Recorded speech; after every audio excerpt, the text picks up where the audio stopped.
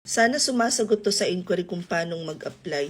Ay, hindi ko alam. May pananagutan pala ako sa inyo.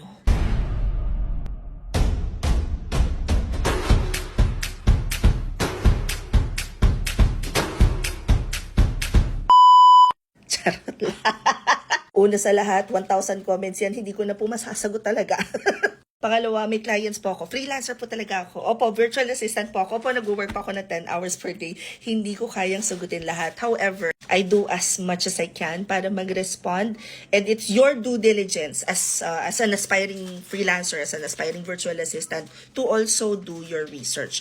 Kung simple pa lang na kung paano mag-apply, hindi mo na alam, dun ka muna magsimula. To help you guys out, if you go to my Facebook page, naka-feature talaga to. Kauna-unahan to sa page. Pag clinic nyo yan, binasa ninyo, nandiyan ang lahat ng kailangan nyong malaman para makapagsimula. Also, if you click the link in my bio dito sa TikTok, isa talagang gig hub yun, isang buo kung paano kayo magsimula. Now, the question is, action taker ka ba?